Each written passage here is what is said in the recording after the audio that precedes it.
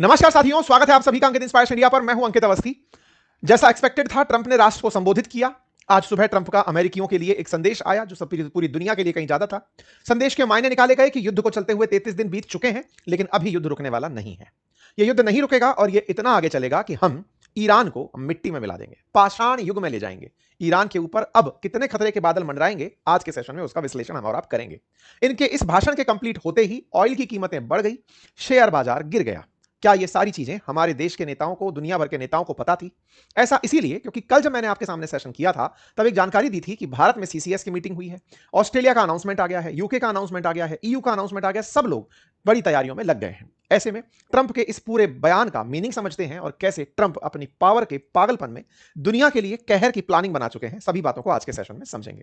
तो क्या Iran war खत्म हो रहा है? ट्रंप का कहना था कि वो ईरान छोड़ देंगे, तो उनका छोड़ना और आज से 2 हफ्ते बाद छोड़ना, इन 2 हफ्तों में क्या क्या बिगाड़ देंगे, इसकी चर्चा आज के सेशन में।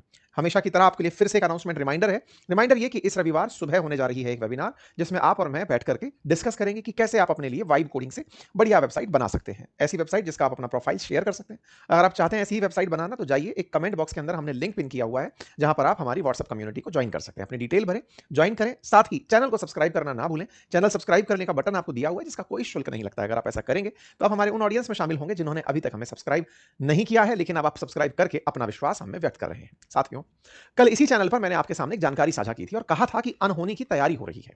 रात को यह सेशन जब हमने शेयर किया था, तो हमने आपको बताया था कि ट्रंप राष्ट्र को संबोधित करने वाले हैं, और जब ट्रंप राष्ट्र को संबोधित करेंगे तो वो ईरान के बारे में कुछ अपडेट देंगे। इनके अपडेट से पहले ही ऑस्ट्रेलिया के द्वारा जो कदम उठाए गए, उनकी जानकारी आ गई थी। हमने आपको बता दिया था कि ऑस्ट्रेलिया ने क्या क्या प्रिकॉशनरी मेजर रख लिए हैं कि भैया हम ये सब काम करेंगे, एक्साइज ड्यूटी घटाएंगे, खर्चे बचाएंगे, टाइप से सारी चीजें।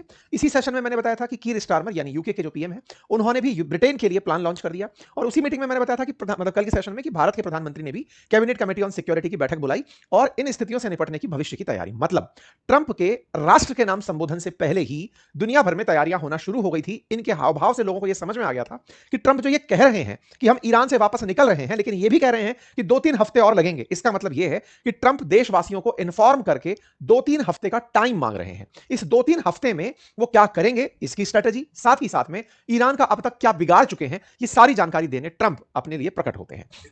राष्ट्र के नाम संबोधन इनके यहां पर शाम को होना था, भारत के समय के अनुसार सुबह हुआ। ट्रंप ने इनको जब राष्ट्र के नाम संबोधन में बातें कही, तो इन्होंने कहा कि मेरा पहला प्रयास था कि मैं डिप्लोमेसी के थ्रू, कूटनीति के माध्यम से ईरान की रेजिम को चेंज करूं। जब नहीं हुआ तो हमने उनके न्यूक्लियर वेपन बनाने के जितने भी प्रयास थे, उन सबको विफल कर दिया। अपनी तरफ से इन्होंने उपलब्धियां गिनाते हुए कहा कि हमारे एनिमी हार रहे हैं, अमेरिका जीत रहा है, और मेरे इस पूरे 5 साल के कार्यकाल में, क्योंकि पहले 4 साल के और अब 1 साल का, इन्होंने अपनी तरफ से अमेरिका को